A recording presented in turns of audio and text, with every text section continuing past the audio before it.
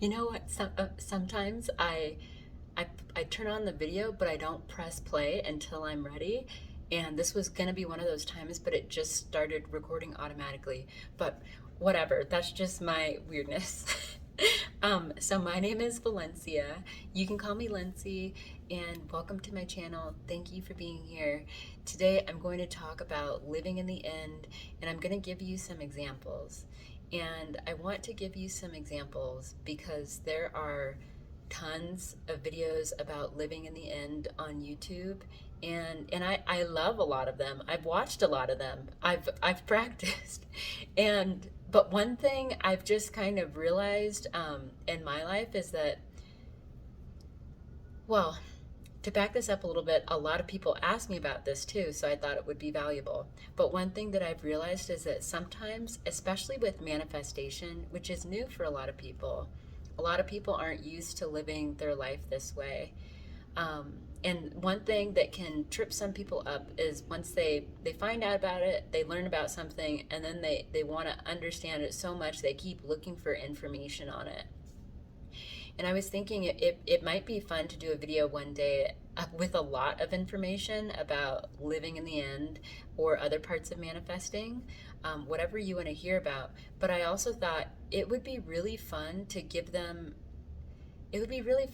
a video of just with several different examples and maybe a few metaphors. Just because also something that I've learned about myself is that sometimes you've got to think of a situation that you already understand and then relate it to something new that you're trying to understand. So that's my intention with making this video for you today. So okay, anyway, so living in the end. The first thing I want to say about living in the end, a lot of times, a lot of manifestation coaches, we talk about living in the end and how that's what you want to do in order to achieve your desires. You want to live in the end.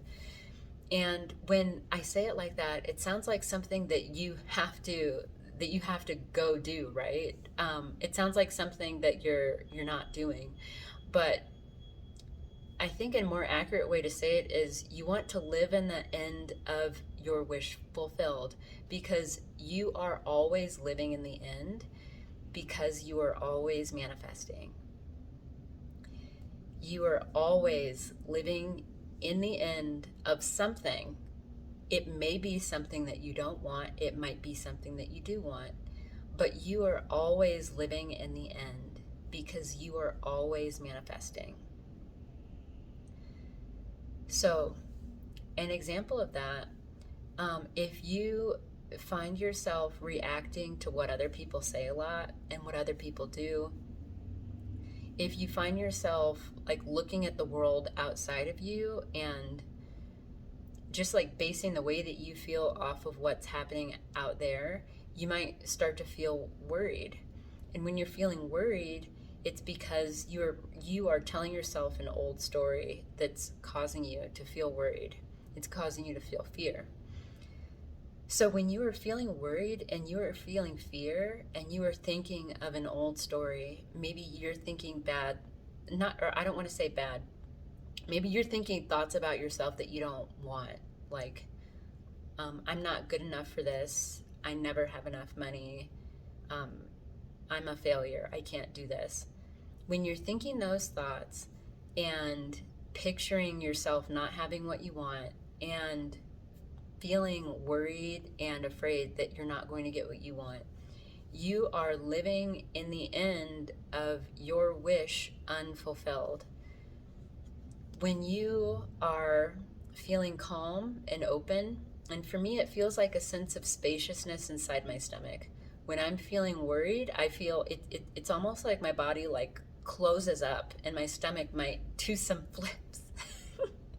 Inner gymnastics is what happens when I'm worried.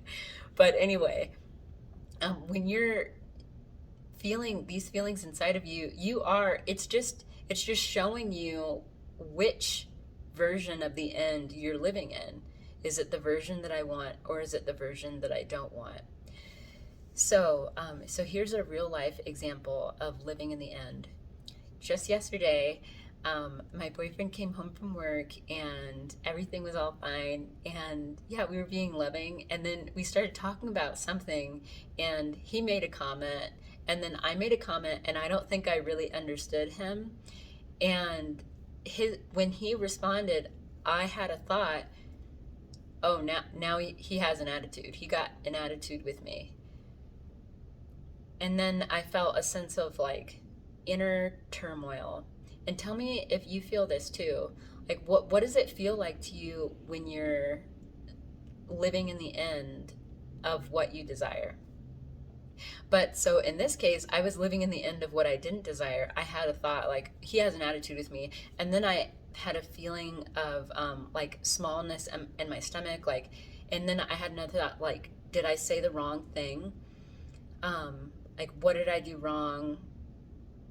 Now I have to fix this. That was kind of how I felt, and those were my thoughts. And I noticed it happen almost immediately, because I've been at this for a while, and I'm very good at paying attention to my inner world and what it's telling me. And in that moment, I noticed, I caught myself. And with all my clients, this is what I tell them to do. It's not bad or wrong to have fears or doubts, but you want to catch yourself. And you do that by paying attention to your feelings. So I noticed the feeling, and I noticed what I was saying. And I remembered, because I think about this all the time because I'm manifesting my entire life. And I remembered in this moment, like I was focused on something that I didn't want. I was focused on him having an attitude. I don't want him to have an attitude with me. I was focused on myself possibly doing something wrong. I don't want to feel like I'm doing something wrong or I have to fix something. So immediately I asked myself, the first thing I asked myself was, what do I need? And in that moment, I felt like it felt like a bit of disconnection when I felt like he got an attitude, like he was upset with me. So it felt like I needed connection, and I needed love. I wanted to feel like everything was all right and I didn't say anything wrong. And here's what I did. And at first, I'm going to tell you what I used to do. So what I used to do, and if you can see yourself in me, then that's completely okay if this is where you're at. But just notice what it creates. What I used to do was ask him, oh, are you okay? Like, did I say something to upset you? Do you want to talk about this? I used to ask him these questions and try to get him to communicate with me in a way that would make me feel better. I wanted him to communicate with me in that moment so that I could feel connected and loved. And why would I feel connected and loved unless I had a conversation with him, right? No. That's what I used to think, but no. When I realized this time that I felt disconnected and I was kind of worried if I was being irritating or something, and worried that I did something wrong, and I realized that I needed love, my first reaction was to give that to myself. And you can do that in a lot of different ways. The way that I like to do it is I like to touch my heart and close my eyes, and whatever it feels like I would want to hear from another person that would make me feel better is what I say to myself. That's my way of being there for myself. So I told myself, it's okay. You did nothing wrong. There's nothing wrong here. Of course he loves me. He also wants to feel connected to me, and that's why he felt a little irritated when it seemed like I didn't understand him. All is well. There is nothing wrong with me. And after I said that to myself, I immediately started to feel better. And I also remembered, I asked myself, like, where do I want to live?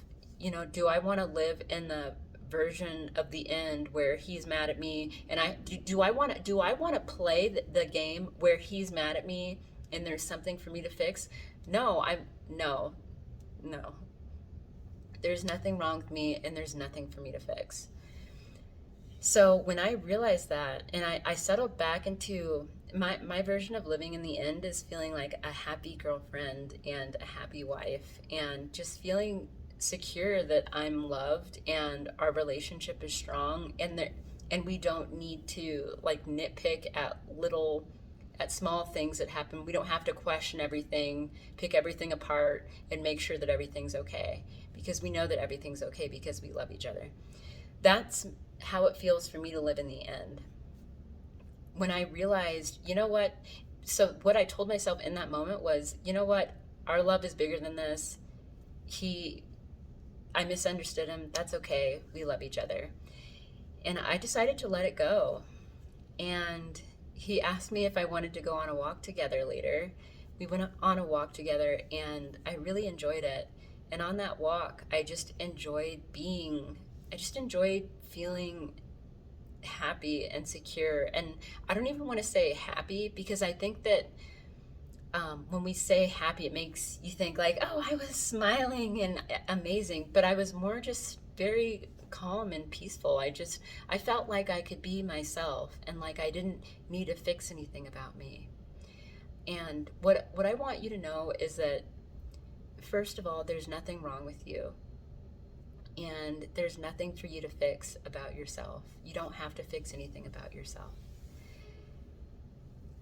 What I want you to do is just notice which version of the end you are living in at any point in time during the day. So that was an example of me like knowing which version of the end I was living in. It was the wish unfulfilled, and then deciding to change it like right there in that moment, and then immediately, not, I don't want to say immediately, but then even within the next like few hours, seeing confirmation that my wish fulfilled, like my desires, confirmation that my desires are there. We felt very connected, and I felt loved, and everything was great. What I want you to notice about this story is that I started feeling better before anything changed outside of me. This is what we mean when we say don't react to the 3D. This is what, and when I say we, I mean any manifestation coach. If you're watching my videos, you might watch other coaches' videos. But whenever they say don't react to the 3D, like that example is a perfect example of what they are talking about. It just means you want to react more to what's inside of you than what's going on outside of you.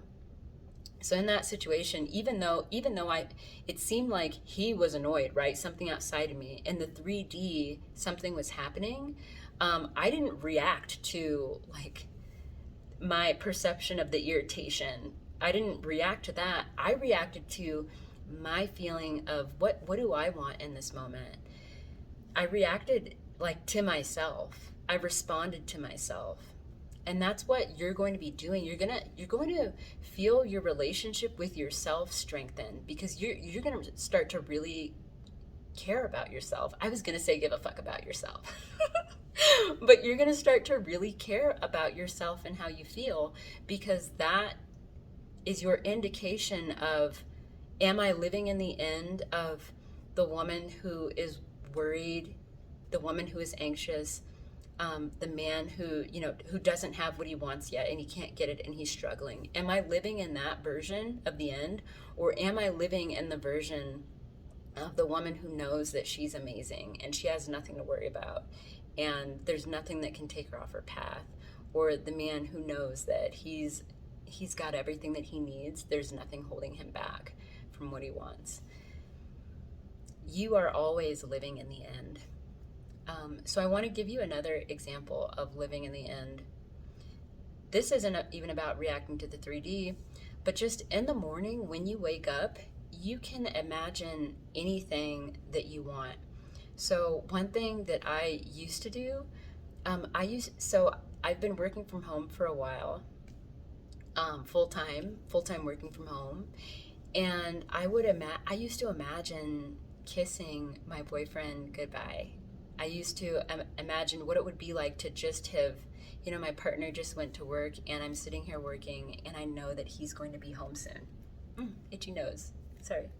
And I know that he's going to be home soon. I used to do that even before that was what my life looked like. I was already living in the end, even when nothing had changed outside of me. So what I want you to know is that you always are in control.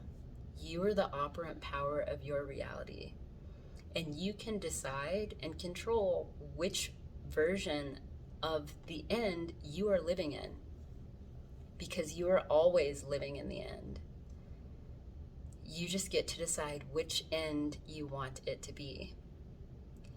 And I would also like to give you one more example. So this is with work.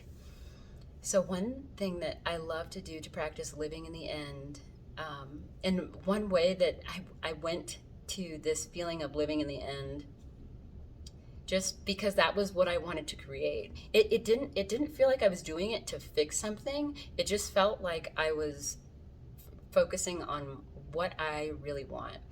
So I had an assignment at work, and so I work with agents. I work with people who are, outside of the company. He asked me for something, and he wanted it very quickly, and I got the process started, but the person who I needed help from wasn't there. So anyway, I didn't have what he needed that morning.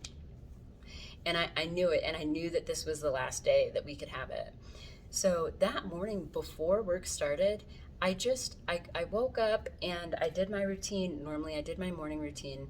And then I wrote down, thank you for a great day at work.